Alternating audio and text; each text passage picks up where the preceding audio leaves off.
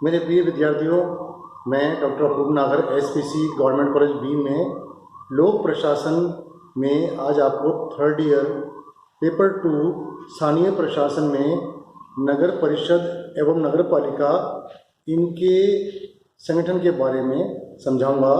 इनके संगठन के बारे में हम समझने से पहले समझ लें कि भारत में ब्रिटिश काल से ही नगर परिषद एवं नगर पालिका स्थानीय प्रशासन की महत्वपूर्ण इकाई रही है। यह नगर प्रशासन की सर्वाधिक प्रचलित एवं लोकप्रिय इकाई है। देश का कोई ऐसा राज्य नहीं है जहां नगरीय प्रशासन का यह निकाय नहीं पाया जाता हो।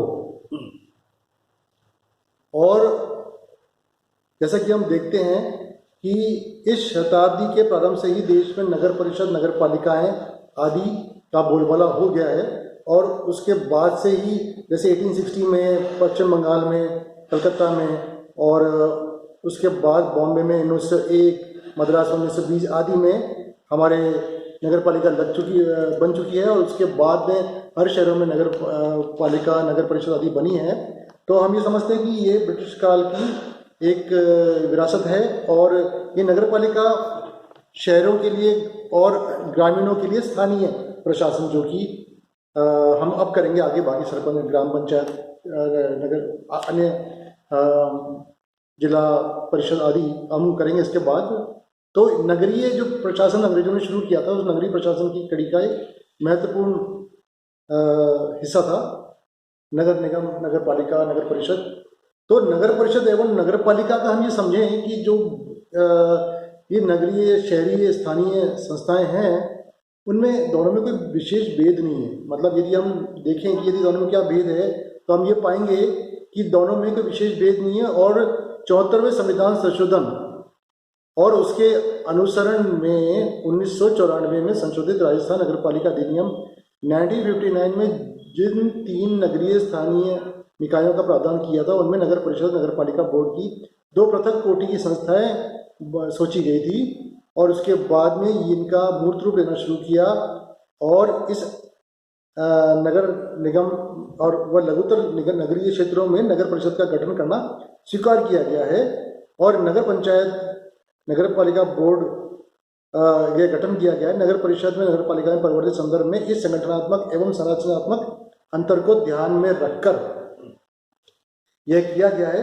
और इसलिए ये दोनों नगर परिषद और नगर पालिका हमारे लिए महत्वपूर्ण हो जाती है इनको पढ़ना। और अब नगर परिषद का, नगर पालिका का संगठन क्या है, तो सबसे पहले आप समझ लीजिए कि सबसे बड़ी परिषद होती है। परिषद से नीचे, ये परिषद निर्वाचित निकाय है, और वो निर्वाचित निकाय फिर चुनता है अध्यक्ष एवं उपाध्यक्ष को। और फिर आयुक्त, अधिशासी अधिकारी, समितियां आदि इनके नीचे हैं, जो ये लोग मिलके बनाते हैं। तो निर्वाचित निकाय में परिषद और नगर पालिका का विचार विमर्शकारी निकाय परिषद इस प्रणाली की प्रमुख संस्था होती है। इसमें नगर के निवासियों द्वारा निर्वाचित सदस्य तथा कुछ सदस्य सरकार द्वारा मनोनीत होते हैं। संपूर्ण नगर को चुनाव के लिए वार्डों में विभक्त कर दिया गया है। और प्रत्येक वार्ड से वयस्क मताधिकार के आधार पर सदस्यों का चुनाव होता है, जिन्हें पार्षद कहते हैं। वार्ड और सदस्यों की संख्या राज्य सरकार द्वारा निर्धारित की जाती है। सरकार इनकी संख्या में वृद्धि या कमी कर सकती है। और 74वें संविधान संशोधन में अब 1/3 स्थान महिलाओं के लिए आरक्षित किया गया है। और रोटेशन भी शुरू किया गया है कि कौन सी इस बार कौन सी कॉन्स्टिट्यूंसी में कौन सा होगा, ओबीसी कैंडिडेट होगा, ये कॉन्स्टिट्यूंसी ओबीसी महिला की होगी या ओबीसी पुरुष की होगी। तो इस प्रकार से अलग अलग भी ये भी चेंजेस, बहुत ही वेलकम चेंजेस किए गए हैं। और परिषद को नगर की जनप्रतिनिधि सभा कहा जा सकता है। यह नगर परिषद पालिका का विचार विमर्शकारी निकाय है, जिस पर नगरीय प्रशासन के लिए नीति निर्धारण और नियमों का निर्माण का दायित्व होता है। परिषद ही नगर पालिका का वार्षिक बजट पालन करती है। बजट पर चर्चा करते समय परिषद स्थानीय सेवाओं का स्तर निर्धारित करती है। यह नगर के नियोजित विकास, सफाई और रखरखाव के संदर्भ में सामान्य नीति निर्धारित करती है।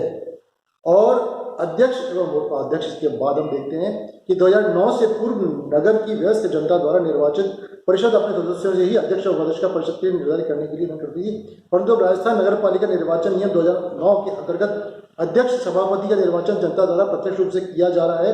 नगर परिषद का अध्यक्ष परिषद की अध्यक्षता करता है तथा कार्यकारी उत्तरदायित्व का निर्वाह भी करता है। इस प्रकार यह एक साथ दोहरे दायित्वों का निष्पादन करता है। एक और वह नीति निर्माण में निर्वाचित परिषद का नेतृत्व करता है तो दूसरी ओर वह नीतियों के क्रियान्वयन के अधिशासी अधिकारियों का पर्यवेक्षण नियंत्रण भी करता है। माफ कीजिएगा, मैंने पहले ये बोला था कि वो परिषद निर्वाचित करती है, मैं इसका संशोधन करना चाहता हूँ कि जनता निर्वाचित करती है, ये पहले का था। निर्वाचित करती है ये पहले का प्रावधान था, ये मैं कहना चाह रहा था। और अब जो प्रावधान है उसमें ये मेयर और ये जो परिषद है, ये जो उसके जो कार्य हैं वो करती है और जनता ही प्रत्यक्ष रूप से इनको निर्वाचित करती है। तो ये हम देखते हैं कि एक और ये नीति निर्माण में निर्वाचित परिषद का नेतृत्व करता है तो दूसरी ओर वह नीतियों के क्रियान्वयन के अधिशासी अधिकारी का पर्यवेक्षण और नियंत्रण भी करता है। वह नगर का प्रथम नागरिक है। वह नगर पालिका कर्मचारियों की सेवाओं से संबंधित मामले जैसे वेतन भत्ते, अवकाश इत्यादि का निपटारा करता है। नगर पालिका या सरकार, नगर पालिका जो सरकार है उसका भी देखरेख करता है सरकार के सारे कार्य भी यही करता है। मतलब इसी के नाम से ये फर्स्ट आदमी है जो कि शहर का माना जाता है, उसका इसकी जब भी बहुत ज़्यादा है और वेतन भत्ते, अवकाश इत्यादि का निपटारा करता है। नगर पालिका का सरकार या जनता से होने वाले पत्र व्यवहार इसके माध्यम से किया जाता है। इसके अतिरिक्त यह बजट और वक्तव्य, पत्रावलियाँ तथा स्थानीय प्रशासन से संबंधित प्रलेख, प्रस्ताव, वार्षिक प्रतिवेदन इत्यादि को भी काम में लाता है, इत्यादि का भी कार्य करता है। तो ये हम देखते हैं कि इसकी बहुत सारी पावर हो जाती है। अब अध्यक्ष पद पर आरक्षण। राजस्थान नगर पालिका अधिनियम 1959 के मूल प्रावधानों में 74वें संविधान संशोधन अधिनियम के परिवर्तन के पश्चात अब आवश्यक परिवर्तन किए गए। नगर पालिका परिषदों के अध्यक्ष के संबंध में मूल अधिनियम की धारा 65 में संशोधन करते हुए व्यवस्था की गई है कि राज्य की नगर पालिकाओं के अध्यक्ष के पदों पर अनुसूचित जाति, जनजातियों, महिलाओं के लिए राज्य सरकार द्वारा समय समय पर आरक्षण किया जाएगा और इसका निर्धारण किया जाएगा। उसका निर्णय राज्य सरकार और निर्वाचन आयोग भी करेगा। अनुसूचित जातियाँ व जनजातियों के लिए अध्यक्ष के पदों का हेतु आरक्षण उन वर्गों की जनसंख्या के चुनाव वाले निकायों में और महिलाओं के लिए पूरे राज्य में किया जाएगा। अनुसूचित जातियां व जनजातियों के संबंधित प्रावधान तब तक परिवर्तित रहेंगे जब तक संविधान में अनुच्छेद 334 के प्रावधान लागू रहेंगे। अध्यक्ष अपने पद से स्वयं त्यागपत्र भी दे सकता है तथा किन्हीं परिस्थितियों में उसे परिषद के पद मुक्त भी किया जा सकता है यदि अध्यक्ष बिना सूचना परिषद की बैठक में 1 माह तक अनुपस्थित रहे या निर्दिष्ट नीति से उसका विरुद्ध अविश्वास का प्रस्ताव पारित उसके बहुमत से पारित कर दे तो उसे हटाया जा सकता है। तो परिषद जो है और ये जो है इसका बड़ा इंपॉर्टेंस हो जाती है, तो यहाँ ये आपको ध्यान देने की जरूरत है। और अध्यक्ष की अनुपस्थिति या पद रिक्त होने की स्थिति में उसके सभी अधिकारों एवं शक्तियों का प्रयोग उपाध्यक्ष द्वारा किया जाता है।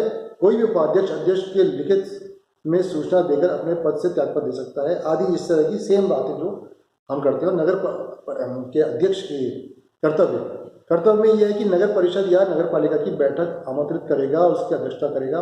जब तक कि कोई उपयुक्त कारण उसे ऐसा करने से न रोक दे, वो संचालन करेगा बैठक का। राजस्थान नगर पालिका अधिनियम द्वारा उससे सौंपी गई शक्तियाँ और कर्तव्यों का प्रयोग करेगा। नगर पालिका के वित्तीय और कार्यकारी प्रशासन पद पर पर्यवेक्षण व नियंत्रण रखेगा। नगर परिषद नगर पालिकाओं के हिसाब किताब, रिकॉर्ड और कर्मचारियों से संबंधित मामलों का पर्यवेक्षण और नियंत्रण करेगा। नियमों के अधीन रहते हुए समस्त कार्मिक मामलों का समाधान करेगा और नगर पालिका द्वारा पारित संकल्प की प्रतिनिधि सरकार द्वारा नियुक्त प्राधिकारी को प्रस्तुत करेगा।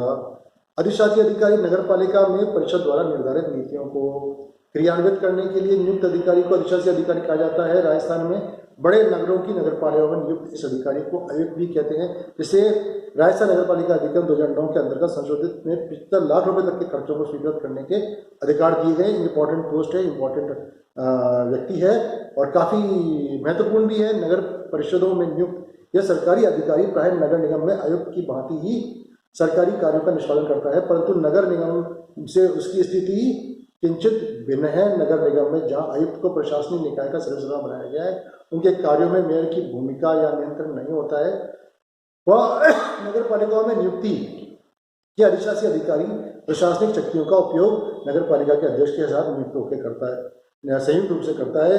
दूसरे शब्दों में हम ये कह सकते हैं कि अधिशासी अधिकारी यानी कि ये बहुत इम्पोर्टेंट व्यक्ति है और अपने सारे प्रशासनिक दायित्वों का निर्धारण भी करता है। उसके बाद समितियाँ हैं। समितियों में अलग अलग तरह की समितियाँ होती हैं। सफाई समिति, ये समिति, स्वच्छता समिति, भवन समिति, नियम समिति, गंदी बस्ती सुधार समिति, अपराधों का शमन समिति, वित्त समिति आदि होती हैं। और ये सारी समितियाँ जो हैं वो इस कार्य को काम में लेती है, अपने कार्य करती है और नगर का शासन सुचारू रूप से चलाती है। अगले वीडियो में हम पढ़ेंगे इन नगर पालिका, नगर परिषद की शक्तियाँ।